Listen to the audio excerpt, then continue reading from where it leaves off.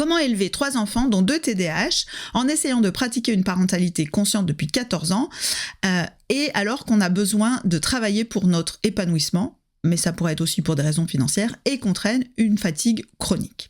Alors cette question, elle va me donner l'occasion de parler de burn-out, d'épuisement parental notamment, mais d'épuisement en général, et de gestion des ressources, parce que le burn-out, c'est un problème écologique.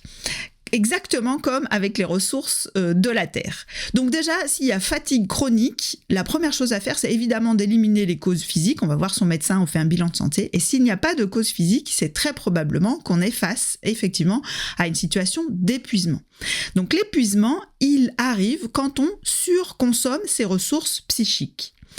Et on les surconsomme, en général, quand on se montre beaucoup disponible pour les autres, quand on fait beaucoup de choses, qu'on doit beaucoup penser pour les autres, beaucoup prendre en charge à la place des autres. Donc ça nous donne déjà une petite piste sur là où on peut économiser de l'énergie. Alors j'insiste sur cet aspect économiser de l'énergie parce que souvent, qu'est-ce qu'on fait quand on fatigue, quand on sent qu'on est à bout de ressources? On essaye plutôt de remplir son réservoir en ajoutant des choses qui vont nous faire du bien. Travailler parce que notre travail nous plaît, nous apporte des choses, faire des activités hautes, faire du sport, voir des gens, etc. Donc remplir son réservoir, c'est très bien, mais si le réservoir est percé, qu'il a des fuites, ça ne va pas servir à grand-chose. Vous aurez le sentiment de toujours nager, de temps en temps de prendre de l'air parce qu'il y a des vacances, parce qu'il y a un moment où c'est un peu plus tranquille, mais vous êtes toujours limite, et s'il arrive une tuile, un événement, une maladie, un changement, vous n'êtes plus en capacité de ressortir de l'eau, et c'est là que vous risquez d'arriver à une phase plus profonde du burn-out, où vraiment vous ne serez plus capable de rien faire. Donc la gestion des ressources, c'est vraiment d'abord en priorité de regarder où fuit notre énergie, où est-ce qu'on consomme de l'énergie qu'en réalité, on n'a pas. On croit l'avoir, mais on ne l'a pas.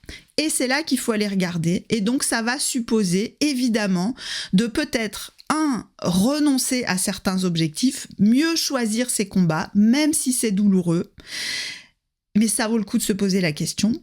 Et ça va supposer une chose très importante, d'apprendre et de plus en plus responsabiliser son entourage. Les fuites, elles sont souvent là où on prend en charge à la place des autres. Je sais que les enfants avec TDAH, c'est un peu plus compliqué pour qu'ils se responsabilisent, mais n'empêche que ça vaut le coup sur un certain nombre de sujets de leur apprendre à se responsabiliser. Sinon, en fait, c'est vous qui mettez toute l'énergie dans le système, qui devez utiliser votre énergie, et l'enfant n'a pas du tout à s'en préoccuper.